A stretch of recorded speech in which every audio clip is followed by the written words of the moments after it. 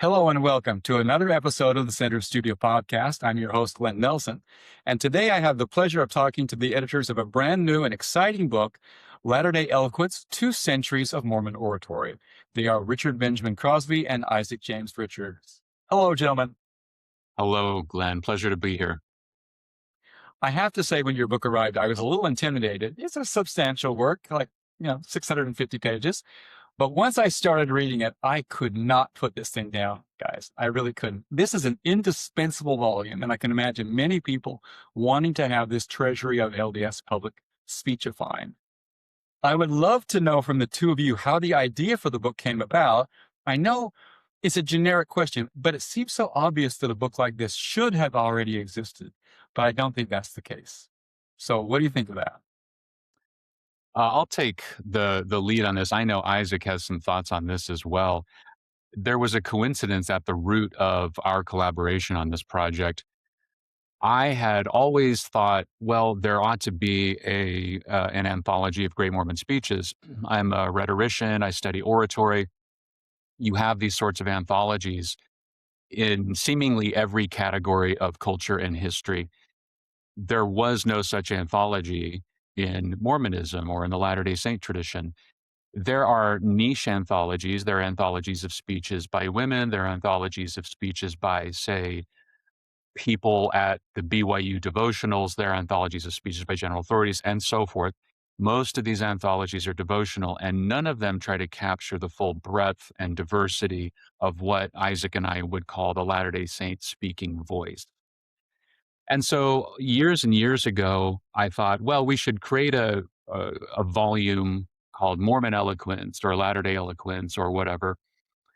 And I even got a research assistant to get started on it. But as all artists and academics know, things got interrupted by 8 other projects until one day, Isaac, a student of mine, came up to me and asked this same question: why isn't there an anthology of Great Mormon Oratory? And I said, that's a question I have. Funny But I've got all these other, yeah, I've got all these other things going on.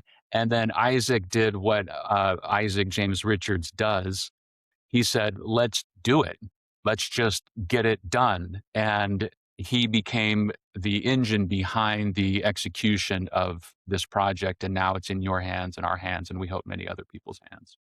Amazing. What would you add to that, Isaac? Yeah, I would just say Other than saying, yes, I am brilliant, and I'm so glad that I'm a nudge. no, but I will more just say I was so glad that, I could take on the copyright permissions and the ubiquitous emailing that had to happen to make the book happen. I mean, Glenn, from working with the Latter-day Saint Art of Critical Reader, and many of your listeners know what it takes to put together a large anthology volume, right? How many logistics that takes. And so yeah, trying to streamline that just to get it to come together as quickly as possible. But the only other thing I would add is that, Latter-day Saints are good at collecting our speeches. We've been doing this since the Journal of Discourses days, right? We like to collect our speeches and cite them and read them. It's a rather unique thing about Mormons that if you sit down in a room with them, you can say, "What's your favorite talk?" You know what I mean? And we have them. We have favorites, and we talk about it. And so this was an attempt to make academic and professional and as objective as possible a really rigorous study of that kind of really niche, unique phenomenon, which is Latter-day Saint rhetoric and oratory. All right, well, let's talk about terms briefly. What does oratory and rhetoric mean to you? Rhetoric is the craft of persuasion. That's how the ancient Greeks thought of it. Aristotle's famous definition is that rhetoric is the ability to find in any given case the available means of persuasion. So it's a theory of persuasion, a craft of persuasion. And for the ancient Greeks, the primary mode of persuasion was, of course, the spoken word, because that's how communication was given. That's how it was made. Oratory is the name for the spoken mode of rhetoric, of speech giving. So there are all kinds of theories and volumes and histories of rhetoric, and those cover the written word, they cover the spoken word. In today's world, that even covers what we call visual rhetoric or rhetorics of space and place. rhetoric has become something that we can apply to and recognize in all sorts of different categories of human experience. But the most traditional and historical mode is oratory, the spoken mode of rhetoric. And we are, as Isaac said, an oration giving people.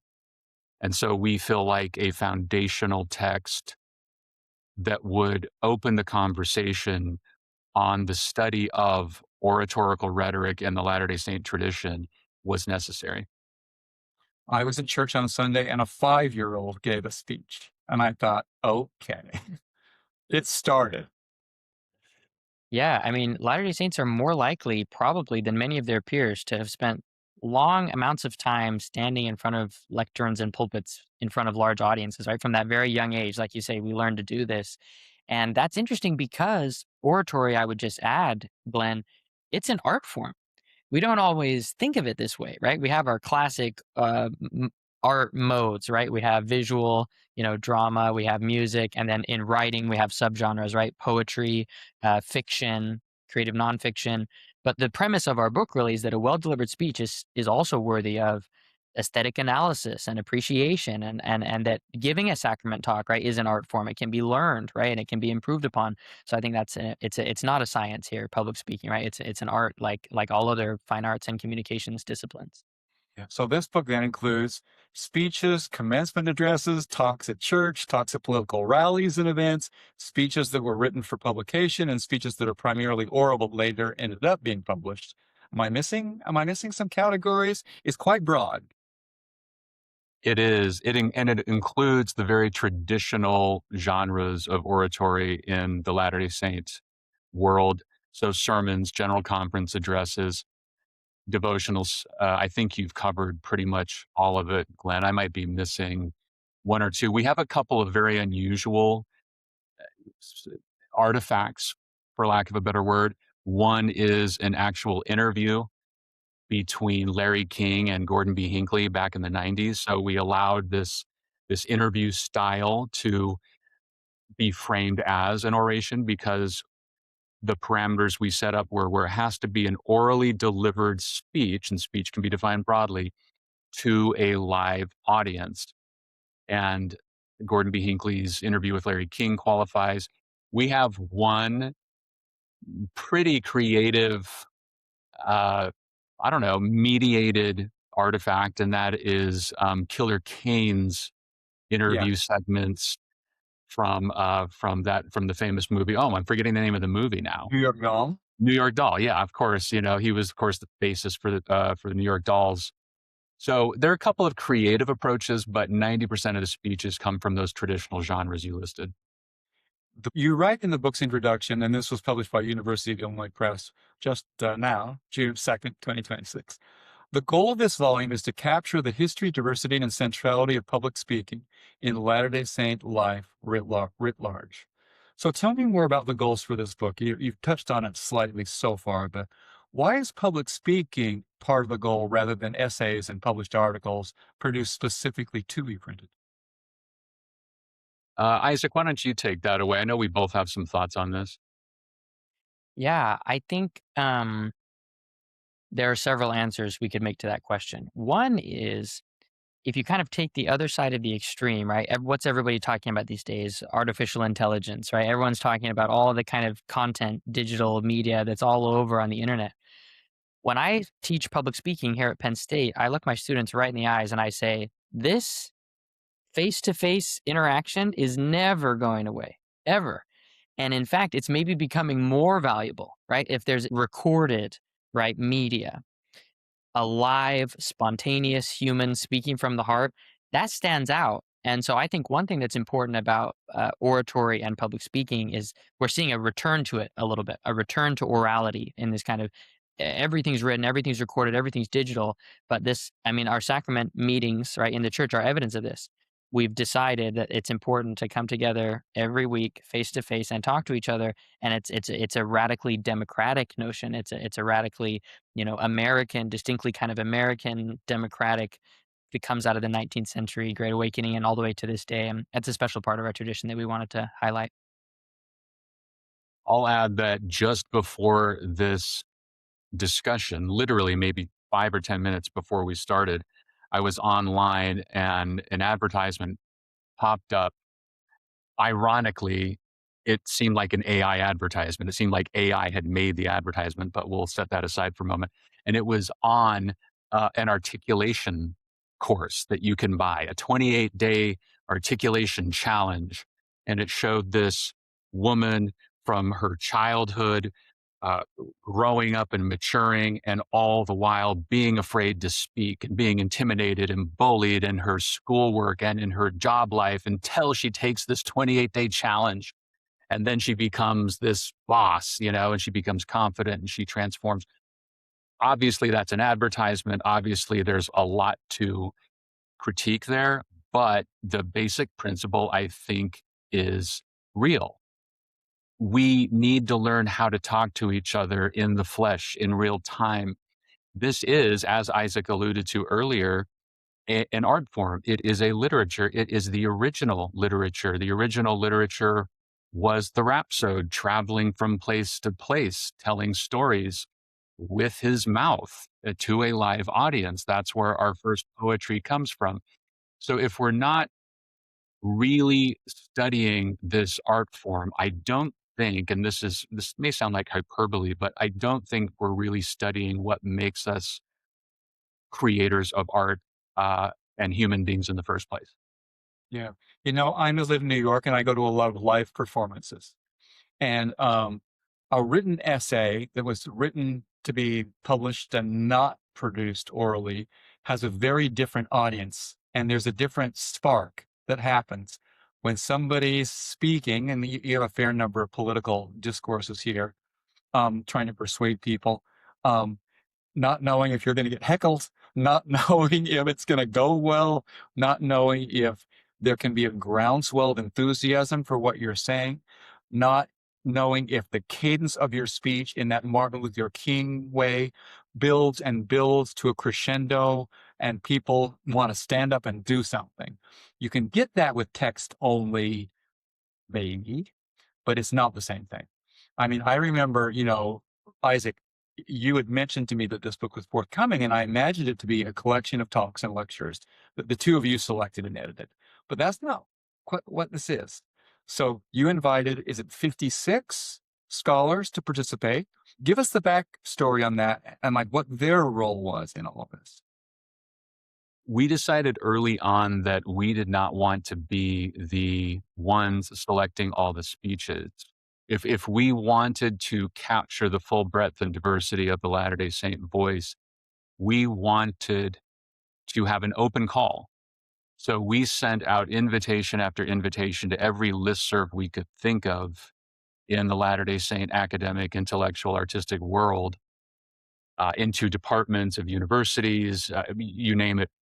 If there was a listserv, we sent the call, and we asked people to propose speeches for this volume on the condition that one, it be an orally delivered address to a live, real audience, and two, that they would include an evaluative headnote, a Yeah. kind of short essay arguing for why this speech merits inclusion in a volume of great Latter-day Saint oratory. So one of the wonderful things about this volume from Isaac's and my perspective is that it's not just our idea of what Latter-day Saint eloquence is. It is a broad collection of perspectives on what that idea might be. So that's why there are 56 different contributors, and as many contributors as there are 55 different voices and speeches to read. So there are well over 100 voices in this volume. They're very different the way that their approach to the introduction. Some of them are structural, some of them are contextualizing, some of them are completely historical, some of them are kind of funny, some of them have a point of view, maybe arguing almost like that they're imagining that they were there and they're kind of talking back and forth with it in a way. They're being advocates certainly for their own selection. So let's dive into this book. I said at the beginning of this interview that I think it's an indispensable volume, and what I meant by that was that readers will want to have a ready resource for these important speeches in our history. And I love in the introduction when you're talking about oratory as a historical object that tells our story. So not to put words in your mouth or quote words that came out of your mouth, but what can you tell me a little bit more about this idea, first of oratory being an object and how we tell our own history through them? Feel free, Isaac. Take it away. Yeah. Did you notice that so far Isaac is getting all the hard work? Isaac is like the guy with the machete going through the jungle, and then you're like the cleanup guy. Is that your dynamic here? Yeah. Isaac does all the hard work, and I'm quality control. I'll bat second here. I don't suspect that that's true, but okay, go ahead, Isaac. Yeah, no, Ben and I, we love working together, worked together for a long time and complement each other very well. Oratory is an object that tells our story. One of the beautiful things about a speech is at the moment it's given, it involves several different factors. The person who's giving the speech, the audience who's listening, and the time and the moment in history in which it's given. And so it captures a lot, right, in a given moment. And this, I think, could be said of several different, art forms. But I think it honors that kind of tension between the individual and the community, the many and the one, right? And each one becomes a kind of snapshot. So if you flip through the pages of the book and you pick a speech, you're diving all of a sudden headfirst into the world of, the 1950s American culture, or whatever other decade you've dropped into, and what was important, what types of rhetorical resources were people using, what were they talking about. And so it doesn't have a distinct narrative arc. It's more like little flashes, right? Little moments scattered throughout the 200 years of our history that illuminate the many different multifaceted elements of the Latter-day Saint story. Yeah, some of these are quite short. I mean, some of these are a page and a half, but there are a few of them that are referenced kind of frequently in classes and conversations within LDS culture, certainly within the Mormon studies programs that I'm aware of. To your mind, what are some of the examples in this camp of greatest hits? I'll start because Isaac and I like to think about this question a lot, and we were discussing this briefly right before this interview. And my favorite in the volume keeps changing. I've talked about several different chapters.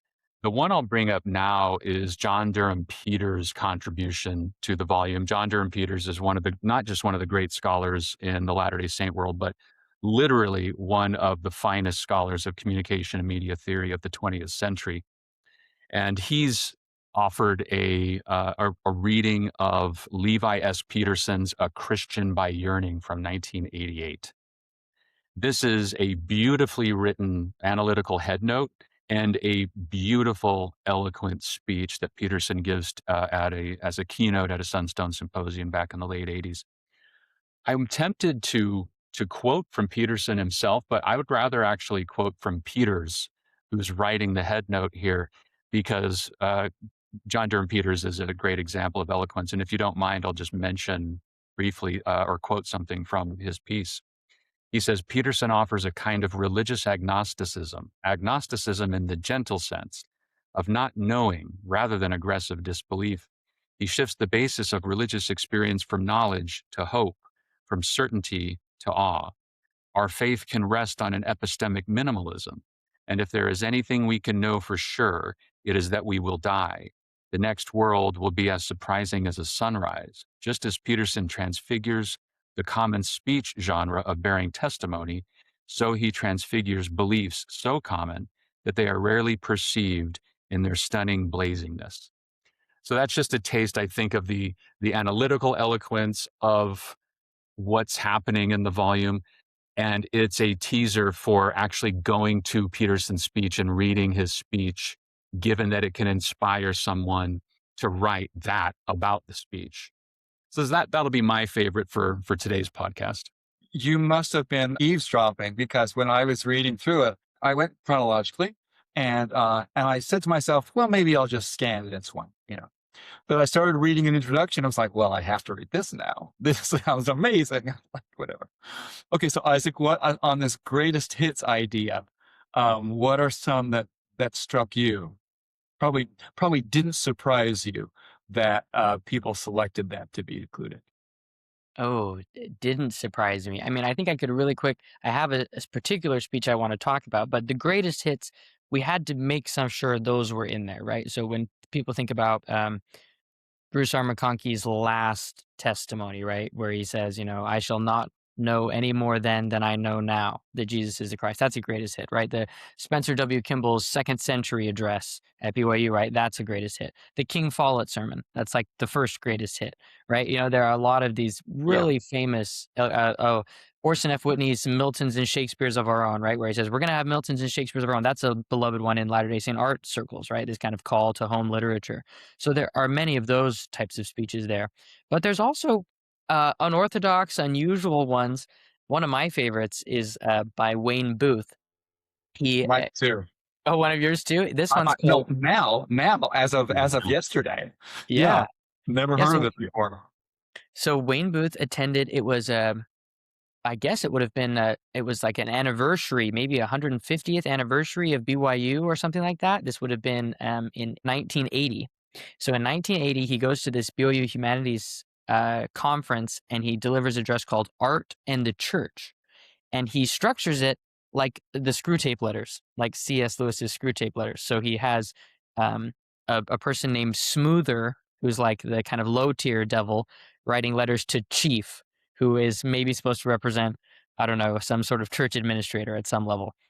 And the letters they're writing to each other are about how can we smooth out everybody's brains with bad art, with bland art that makes them not think creatively or not think originally, not respect diversity or anything like that. And it's a parody, it's a satire, and I think it's really an homage to great art, right? Wayne Booth cared a lot that the Latter-day Saints had a great artistic culture, a vibrant critical culture. They had conversations about art and about oratory and about literature. And that's a great example of a speech in there that I think should be of interest to the Center for Latter-day Saint Arts and for the larger Mormon community as well as for rhetoric as a whole.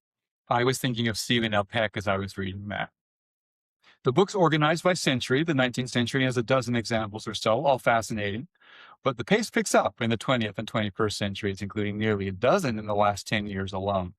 Given all the work that's being done right now with LDS historians and the church history department to bring out unknown texts from early church history, why do you think the contributors end up with so many works that lean more to contemporary life? I think there are so many reasons for this, but one of those reasons is really very just structural. It's a mathematical problem. There were so there were only so many members in the original century of the church. It was a small, much smaller group of people. In the 20th century, the church starts to grow rapidly. In the 21st century, not only is the church continuing to grow rapidly, but technology is such that you can capture all sorts of oratorical artifacts. So everything's recorded, everything's archived, every speech. And then finally, there are scholars who are promoting certain speeches or advocating for certain speeches for inclusion in the volume who are simply contemporaries of the artifacts they're interested in. So, yeah, it's partly a function of people's preferences. It's partly a function of their own leaning toward their own time period. But just mathematically, if you have a church that is comprised of 50,000 people in the 19th century and there's no technology to record every speech, then you're going to have fewer opportunities to choose from that century. Once you get into the 20th and 21st centuries, due to numbers and technology, there are just so many more artifacts to choose from. I was really struck in the 19th century speeches, how the authors there, those who were making the introductions, explain how complicated it was to record these things, and how, like with King Follett, for example, you have multiple versions of it and how they came about, and then it was published, in a church publication. But all of those sort of things were were fascinating to me. And I felt like I was learning about the process of documenting an oral speech as I read through your book as well, Isaac. Yeah, you took the words right out of my mouth. Actually, I was Did going to I, point. did I say anything nearly as cleverly as you would, though? Yes, No. no, you totally did. That King Follett sermon, people throw that around, right? Oh, the King Follett sermon, the King Follett sermon. When we were putting together the anthology, a great scholar, Matt Bowman at Claremont, he said, "Okay, you're going to include the King Follett sermon. Which one?" That's what he That's said, right. right? There's four different versions taken in Pittman shorthand, right? So these aren't even full. They're just notes, basically scribbled while it's going on as fast as possible. We know we preached for 2.5 hours. We don't have nearly that long of a sermon, right? We just have, the notes for however long he took. And that chapter by Bill Smith, he's written a whole book just about the King Follett sermon. So we have Yeah. a book about 55 speeches.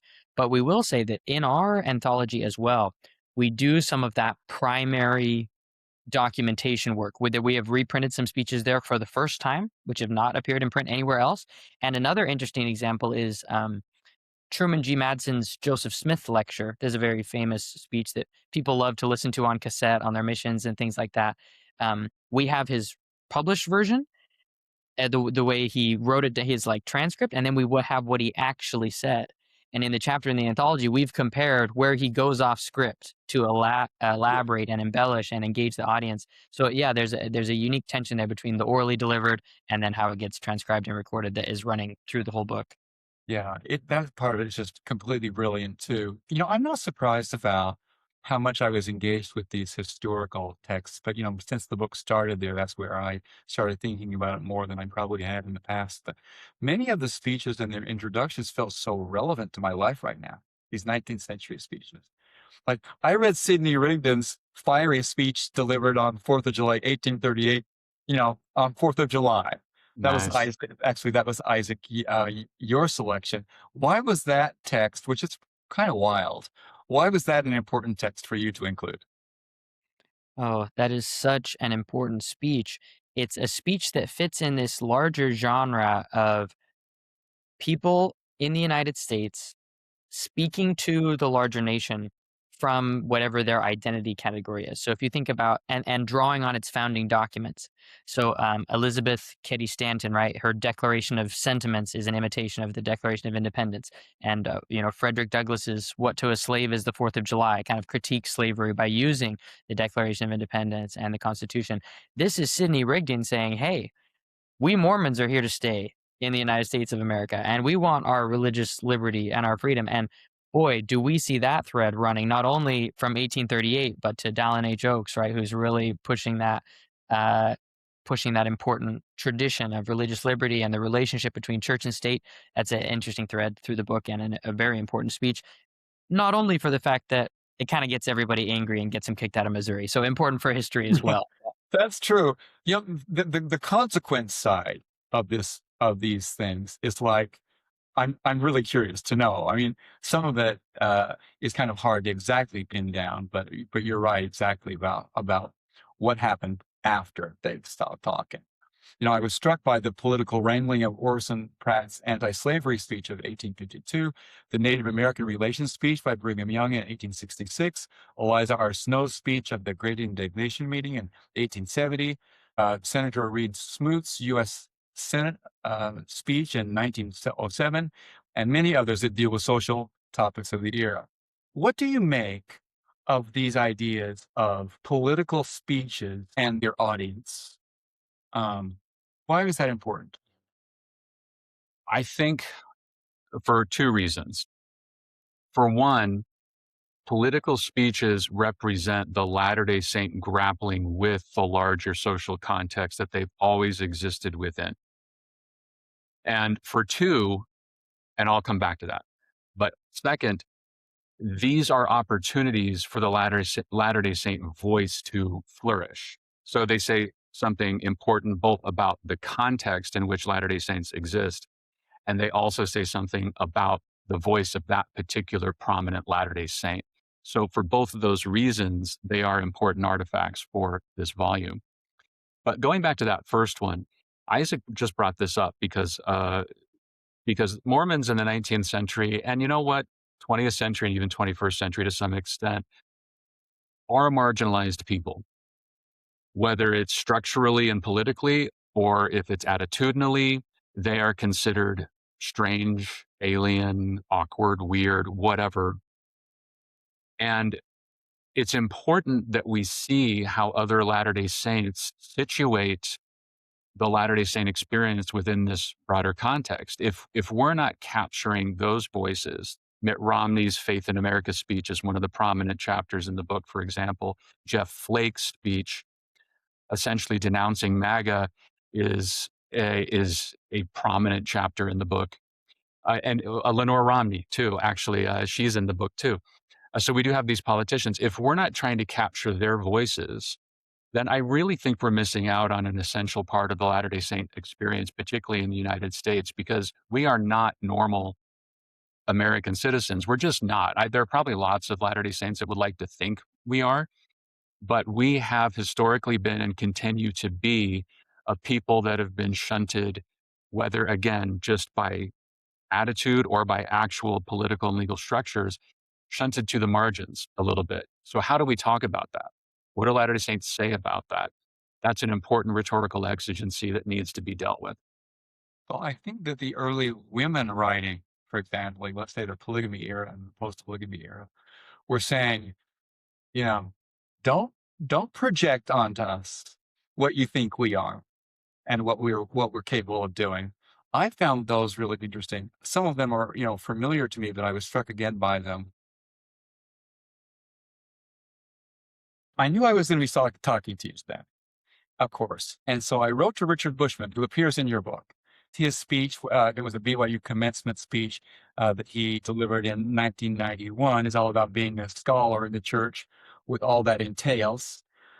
He says, by the way, that he hasn't received his copy of this book yet, so he doesn't entirely know what's in it.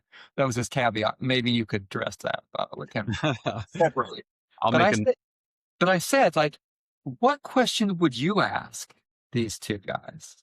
And so here's his question. I would be interested to know how they situate our oratory in the larger American scene. The great oratorical achievements in American history are political. Washington's farewell address, Gettysburg, etc.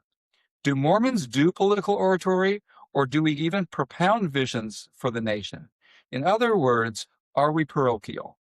The answer may be evident in the book's table of contents, which I don't have, but it is one thought that came to my mind. A version of this thought is the question of audience. Do Mormons speak to anyone besides themselves, or are we stuck in our parochial boundaries? I'm tempted to pass the baton to Isaac again, but I won't do that this time because this is a tough question.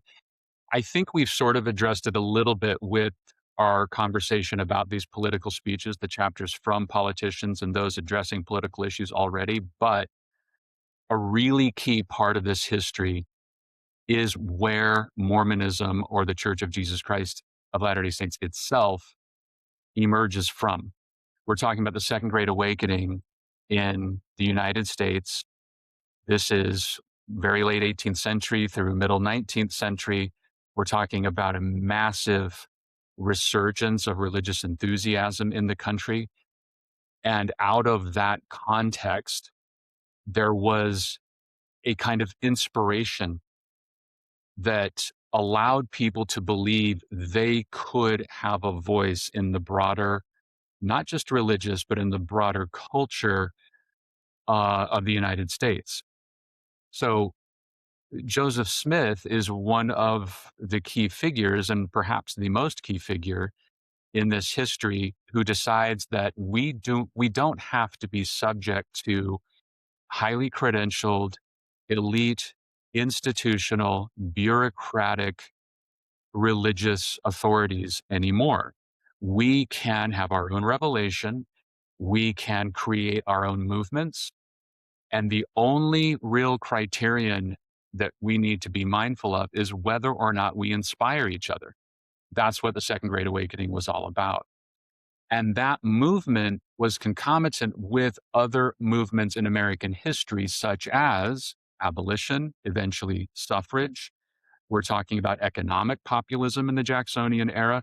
So during this the whole essence, the whole inspiration behind this historical period was the sense that we are going to create not just a new religious cultural framework, but we're going to challenge the existing political, social, and economic frameworks as well. So I think we are essentially a political movement, not just a religious movement. And then I think also we do need to work on transcending our parochialism because we started out of this very vibrant movement. We should kind of return to that to some extent and keep trying to speak truth to power, not just within our own institutions, but to other institutions as well. There's a fair amount of Utah-centric ness in the book. It goes through, different periods, have different points of emphasis. And I think, let's say, in the 1970s, 60s, and 70s, when the Mormon arts movement was happening, when dialogue and Sunstone were just starting, when Mormon studies programs were just starting, there was a lot of inward-looking text coming out. And I think it was, in hindsight, a bit narrow. Um, but my experience with the content that you're talking about is slightly different. When I went to college, and I didn't go to BYU, NYU, almost the same thing. Uh, but I came to study literature, and in American literature, it starts with the religious authors. It starts with John Edwards and Ralph Waldo Emerson and so on. And so those were literary texts. I think one of the fascinating surprises for me of your book is how in the initial introduction and some early chapters, talking about the concepts of rhetoric and the construction of it, you know, and how that works. And I felt like it was like a literary analysis in a way that was exciting to me. Um, that's not the purpose of your book, I wouldn't say. It's literary, but it has that effect for me. Again, I'll take the lead on this really brief. I'll be short so Isaac can add to it because I know he has thoughts on this. But I wanted to comment on that because we very much do want people to approach these texts as literary, even though they are oratorical artifacts. As we said at the beginning of the podcast, oratory is the original literature. It's the original poetry. We want people to close read these texts, to look at them as artistically constructed artifacts that merit a close and appreciative readings. Um, and then I'll just add, I'm going to get really nerdy and a little pretentious here, Glenn. So fair warning. Get Uh, in line, pal. yeah, In my exactly. This is the right place for this, right? We were talking about stories earlier. You were looking at this as a story. You were talking about the introduction or a reference to the storyness of the oratorical tradition in the Latter-day Saint world. The word the ancient Greeks might use for story is logos. It's the same word they might use for speech. And this is what we see in the New Testament as well. When we read in John 1, in the beginning was the word, enarche hein ha logos. Logos it means word, it means speech, it also means story. So at the very root of not just our own history, but we might believe if we take that language seriously, at the root of everything, at the root of God himself, at the root of the very creation of the world is a commitment to this mysterious power that we call the logos or speech or storytelling. So we very much want people to look at this as as an anthology of literature in many ways, and we hope they appreciate it on that level. Really cool. Isaac, what would you say about that? Rhetoric is the power that we use to shape ourselves, our communities, and the world. So I think what we're seeing here is there's at least all three of those tiers. And to kind of bring together a few of the threads, at least a dozen of the speeches out of the 55 are outward facing. They're addressed to non Latter day Saint audiences or broader audiences. This would be, Tara Westover's commencement speech at a secular university, right? Or Elizabeth Smart's TED Talk, right? Or of course the politicians we listed. Even Gordon B. Hinckley's interview with Larry King is clearly a little bit of a PR move, right? It's talking out rather than just internal. And so there's kind of, you get a sense of all these different voices talking. The thing that religion and politics have in common and that the logos points towards is it's debates about the good. What is good? What is the good life? How do we decide? And both religion and politics and each individual person and community are negotiating that through language. And Wayne Booth often talked about trying to achieve a plausible harmony, get some sort of unity or understanding across all these different voices pushing us in different directions. That's one thing that's beautiful for me about the book is that it holds all those different perspectives on the world between two covers. You can tell that the authors and speakers don't all agree. Ben and I don't agree with every single thing that's in the volume, right? And that's part of its beauty. Yeah. I mean, I had the same reaction. There's certain people that you know, appeal to me less. I lived through some of the debates that they're talking about. There's some been there, done thatness for me with some of these. But one thing that struck me, and a minute ago I was kind of harsh on the Utah centric aspect of some of our output in mid-century and a little bit later, but I find great value in those entities that were capturing and producing and publishing those things. So, I mentioned Dialogue and Sunstone. Of course, they're not the only ones, and that's going to the present as well, including all the digital publishers. What do you think is the value that these organizations have had on the creation and dissemination of oratory? Well, one huge thing they've done is record and archive them for us, right? I mean, when we were doing the copyright permissions for these, many of these speech, I mean, first off, they create a venue for it to happen in the first place, right? So come give a talk at our little gathering, our little conference. But then if they do their job well, they collect, they preserve, they record these speeches. And you can go through and find them. A lot of those institutions you just listed are all listed in our acknowledgments places as the places we went to get copyrights to secure these speeches. Yeah. You mentioned in the introduction, and it's apparent in the table of contents, a big book, however big it is not going to be complete. And you talk about gaps, and then there are things that are logically absent.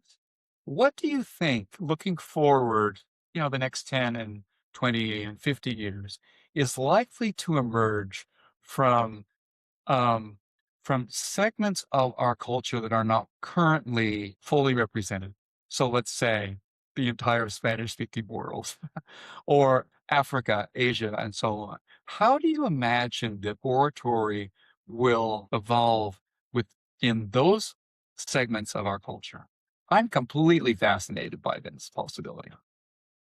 I'm fascinated by it too, partly because I really don't have what I would consider to be a confident answer to that question. I will say, of course, we hope that international voices come to the fore more than they have in the past. We hope to see Latter Day Saints who come from uh, places other than the United States assume not just leadership positions, but major leadership positions, or even if they don't assume major leadership positions, that they take leadership for themselves and they speak in ways that we would consider eloquent. We have politicians elsewhere in the world who are doing interesting things, and some of them are not Mormon anymore, Latter day Saint anymore, Jacinda Ardern in New Zealand, for example. I would love to see more Latter day Saints become prominent voices outside of the United States. That would be one. The other big question mark is whether or not we will have more people of color speaking in the church in prominent ways. That's another gap in the book. There are, of course, uh, lots of members of the church in Latin speaking America and South America, Central America, and we would hope to see some prominent voices from that area come to the fore as well. Yeah. We're recording this on July 8th, and it's going to come out as the podcast of the next week. By the time it comes out, the center will have published a new article on an Uruguayan photographer whose work is all on social issues, teen pregnancy, immigration, etc., whose work has appeared in National Geographic, New Yorker, New York Times, etc., etc., etc. Award-winning guy. returned missionary, now is living in Norway. And it shocks me that the church doesn't know who this guy is. He's like, you're kidding. With credentials like that, no one knows. You're kidding me.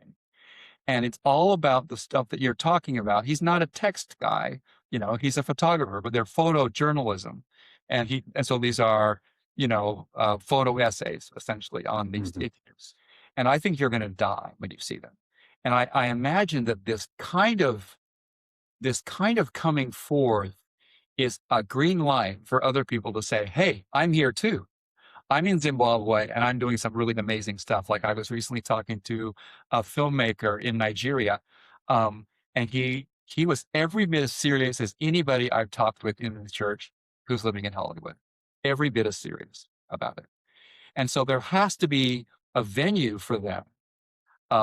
And I don't think we can hide behind the translation problem as being the barrier any longer, because technology has really made that quite a bit less of a thing, and AI is going to continue to help with some of that. But I'm just curious. I mean, I don't want to like blindside you with some of these issues, but you had mentioned this idea about gaps. But any additional thoughts on these kinds of possibilities? I think that you've really just gave an amazing vision of what the third century of Latter-day Saint rhetoric and oratory can look like, right? So this first volume, we had some pretty narrow constraints on it. It had to be orally delivered to a live audience, right? But a video essay is by, a Uruguayan, photojournalist in Norway is still rhetoric. It's still trying to, make an argument, persuade people to do change. And so we kind of had that artificial constraint on public speaking. But I mean, a future edition, of that studies this type of stuff will take in to all the digital and multimedia formats. It will take in a greater international scope, and we do address that in the introduction. Just that uh, there have been more, Latter-day Saints outside the United States than within for several decades now, and so the phenomenon of study is a little bit slow to catch up. But we're seeing that work done already. Just earlier this year, Wayfair emailed me and said, we want to reprint this speech that was delivered originally in Spanish in a Central American country. And can you write a little, head note introduction to it? And I was reading through the speech. He's citing local politicians, you know what I mean? And interesting. So it's an interesting hodgepodge of culture. It's globalization, I think, is that you're pointing to, right? That we're no longer going to be isolated by time and space. That's what the internet has done, is collapse time and space, and it'll collapse language. One of the regrets I have is that when I was on my mission in India, I didn't have a little tape recorder to record all the Telugu speeches that were being given in church. But it's important, I think, to point out that the structure of the church, that even children give up and bear testimony, give sacrament talks, that's a global phenomenon. And so that's transcultural wherever the church as an institution exists. And it's going to be very interesting to know whenever those archives become available, and for all the great international scholars who are already doing this work, what types of sacrament talks were being given in these different countries and places for a long time. It'll be fascinating. Ben, you had mentioned John Peters at Yale, and he's not the only LDS academic whose focus is media um, in church. And I think some of them, Mason Kamal Allred is one, and others really could take this and run with it, and kind of spearhead this as more of an expanding area of discussion, a topic really worthy of exploring, that I think is cool. We probably should kind of start winding things down, which is going to be a pain for me. How do you imagine that the book will be used by readers? Any way they want to, first of all. I'll As give a book stop, as a exact doorstop, or a paperweight. I was going to say Isaac and I wanted to make sure it looked good on a shelf. So if that's all you do with it, that's fine with us. You care about the spine a lot. Yeah. So we wanted a nice, serious looking volume that would look weighty and important on someone's shelf. Two, it can serve as a reference. You don't have to open it up and read it from start to finish. You can do, kind of as you said earlier, Glenn, a skimming approach. You can say, well, that one looks really interesting, and that one looks really interesting. That one I'm not that curious about. I'm going to kind of skim it, move on to the next one. You can move around so you can use it as a reference point. That's probably the main purpose that Isaac and I had in mind when we created it, not as something to be read from start to finish, but something that would create a foundation upon which other scholars in rhetoric, communication, media, perhaps literature would build as we expand the conversation about the history of Latter-day Saint rhetoric, oratory, eloquence. We want this to be a starting point for a much bigger, broader conversation, which we hope will trail well into this upcoming third century. Yeah, I would say that the stranglehold of Mormon studies on topics like this should be broken. Like I didn't go to church school. I didn't go to a Mormon studies program. And so I've had to cobble my own to the extent that I know anything about these things just by people recommending things or my own curiosity. I think your book is a self-guided tour of highlight moments. Um, and I was at church on Sunday and it was fast and testimony meeting. And I thought of all these people who are giving speeches and it's kind of improvisational, this open mic thing that we do. But our emphasis on this, in any given Sunday, we're discussing talks previously given. Um, there's one other way that this book can be used that makes me feel a little bit ashamed. I've given relatively good speeches from time to time and moderately bad speeches from time to time. In your introduction, which is a must-read document to my view, you also break down the components of speechifying, and you use some various approaches. And one of them, just to quote here, you write, whether this leads to eloquence or banality depends upon the speaker. Those who merely mimic humdrum familiarities, an opening joke, points presented as a list, inspirational stories of tenuous relevance, produce forgettable redundancy, end quote. Well, I take your book as a challenge. I'm determined to be a better speaker. So any advice for us who, we all have to speak sometimes. Any advice for us to upgrade? One quick one I'll just say based on what you said. We have to change the way we read speeches. So if you're asked to give a talk, right? And you think, "Oh, I'm going to go read talks that I can then quote from," right? This book's invitation is, why don't you read a talk to see how it's given? Right? And that's a mindset change. I'm not going to get content. Here's an anthology of 55 examples of a person speaking well. And you can find your own voice by creatively imitating, not a perfect imitation, not copying, but how can I make a similar move for my place and time, my day and age, my issue and topic? And hopefully the book can be just that type of inspiration that'll help you find your own, eloquence and voice to anyone who picks it up. All right, Ben, I have to hear from you on this.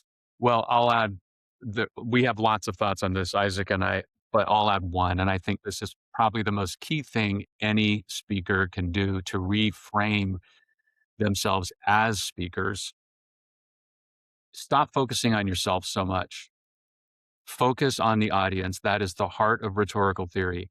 When you decide that you're less worried about how you look and how you sound, and more worried about whether or not your audience is getting the message you want them to get.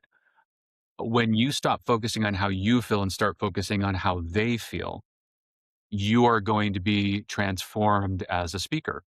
That is, I think, the key to good rhetoric. I also think that's a gospel principle that when we reframe ourselves as servants, as rhetorical servants, we're going to become better rhetoricians. So that's probably the biggest key piece of advice. And then just to appreciate the power that you have as a speaker. It's a remarkable gift. One of the Greek myths Isaac and I published on elsewhere is the idea that the logos, right, speech came from the gods, and it's the one thing that sets us apart from the animals. They have all the other cool tools, the claws and the wings, and they can fly and all that stuff. And humans are pretty pathetic creatures, with this one exception. We have the ability to think and reason and speak with one another. And that's why we survive and thrive. So appreciate that, reverence it, magnify it. On behalf of the Center, I want to thank Richard Benjamin Crosby and Isaac James Richards for being my guests today. And I thank you all, listeners, for your attention and support. Last month, the podcast celebrated its 100th monthly podcast interview. And I invite you to go to our center's website, centerforlatterdaysaintarts.org, and find a podcast on any of the major platforms and do a little exploring. There are many, many great interviews there. Maybe 50 years from now, we'll be looking at them as some kind of oral history of significance. I don't know. So thank you, gentlemen. Thank you, Glenn. What a pleasure. All right. Bye-bye.